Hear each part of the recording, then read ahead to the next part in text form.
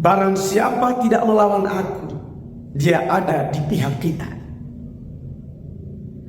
Ibu bapak, saudara-saudari, umat beriman sekalian yang terkasih dalam Kristus. Murid-murid mencegah seseorang yang bukan pengikut mengusir setan atas nama Yesus. Mereka menganggap tindakan itu adalah tindakan heroik, tindakan seorang pahlawan. Dan kepada Yesus mereka sampaikan kehebatannya. Guru, kalian lihat seseorang yang bukan pengikut mengusir setan atas namamu dan kamu cegah dia. Bukan pengikut dan cegah. Dua kosakata ini dipakai oleh murid-murid untuk menyelamatkan Yesus dari kepemilikan ganda. Di mata para murid, Yesus itu eksklusif, hanya milik dari orang-orang yang berhak, hanya milik murid-murid. Siapa bukan murid, siapa bukan pengikut, tidak berhak memakai nama Yesus dan tidak berhak untuk mengandalkan kekuatan kuasanya.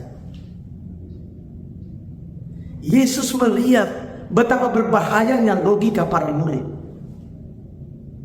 Mengapa berbahaya?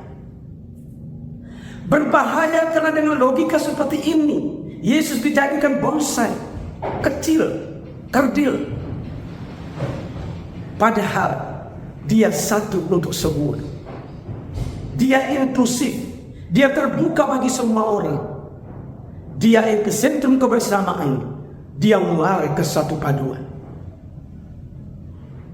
Berbahaya juga karena dengan membedakan pengikut dari bukan pengikut, yang berhak dan yang tidak berhak, para murid menjadikan Yesus seperti sepotong tulang bagi sekawanan anjing, sesuatu untuk diperebutkan. Dari sini persis konflik, dari sini persis perkelahian, dari sini persis perang. Mengoreksi murid-muridnya, Yesus memberi pencerahan. Tidak ada seorang pun dapat mengadakan mujizat atas namaku sampai pada saat itu juga mengumpat aku. Barang siapa tidak melawan aku, dia ada di pihak kita. Apa inspirasi Injil bagi kita? Pertama, eksklusivisme. Eksklusivisme adalah energi negatif bagi persaudaraan. Eksklusivisme gampang memicu perpecah belahan, terutama di antara orang-orang beragama. Dan Indonesia adalah contoh paling meyakinkan dari bahaya ini. Dengan 6 agama besar hadir bersama-sama, Indonesia dapat merupakan laboratorium kekerasan yang dapat meledak kapan saja. Eksklusivisme membuat agama-agama memenjara Tuhan yang satu dan sama, memenjara Allah yang satu dan sama, siap berdiri di garda terlawan terdepan sebagai pembela. Kedua, siapa tidak melawan kita, dia ada di pihak kita. Artinya apa? Yang penting bagi persaudaraan adalah visi, cita-cita, semangat, bukan organisasi, bukan kelompok. Itikat kita untuk menggalang persaudaraan seringkali gagal karena kita terlalu menjaga batas-batas komunitas, batas-batas organisasi.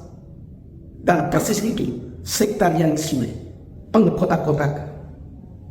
Semangat sektarianisme, pengkotak-kotakan tidak pernah baik untuk apapun kecuali membuat kita gagal untuk membangun persaudaraan global. Ketiga, jangan kamu cegah dia. Artinya apa? Jangan bonsaikan Tuhan, jangan kerdilkan Tuhan. Dia satu untuk semua. Hatinya merengkuh segala.